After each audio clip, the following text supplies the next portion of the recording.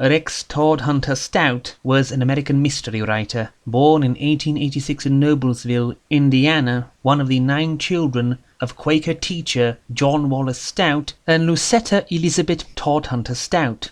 The family soon moved to Kansas, Stout spending his childhood at his father's new farm by Wakarusa. As a child, he had become quite eloquent in order to avoid being punished by his father, a teacher who valued giving any child the chance to plead their case before punishing them. He would eventually become the captain of his high school debate team. He attended Topeka High School and the University of Kansas, Lawrence, but left college, serving in the U.S. Navy between 1906 and 1908, and then working at various jobs, for example as salesman, bellhop, usher or shrimper. He would first be published around 1910, writing for such magazines as All Story Weekly. In 1916, he married Faye Kennedy. Soon thereafter, he devised the Educational Thrift Service, a school savings program that would bring him financial independence. In 1929, he published his first book. In 1932, after he lost his fortune in the stock market crash, he would divorce his first wife and marry Paula Weinbach Hoffman.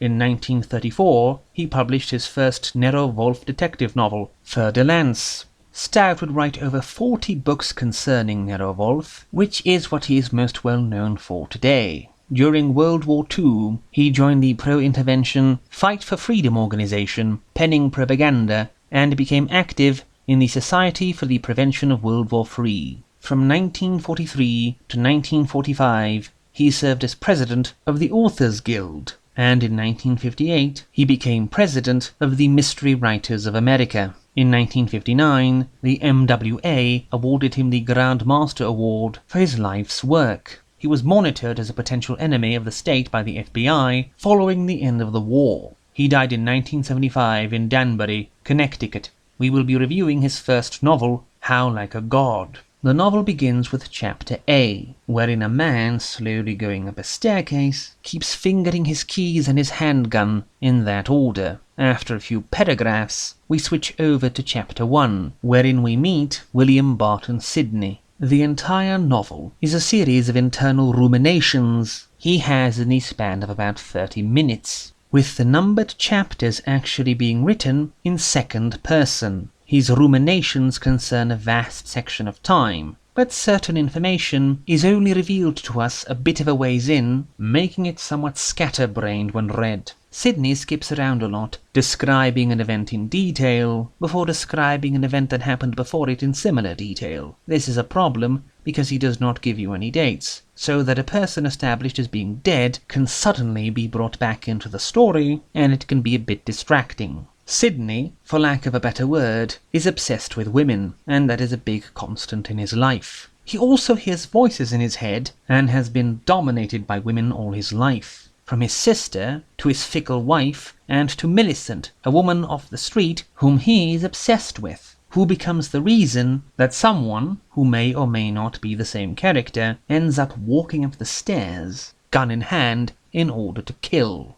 There is very little present action in the book, and most of it is focused on the past, but the past of a troubled, depressed man whose continuous mental struggles can only end in violence, and his monologuing, while extensive, has a brain-numbing quality which leaves you somewhat stunned, following the brief explosive finale.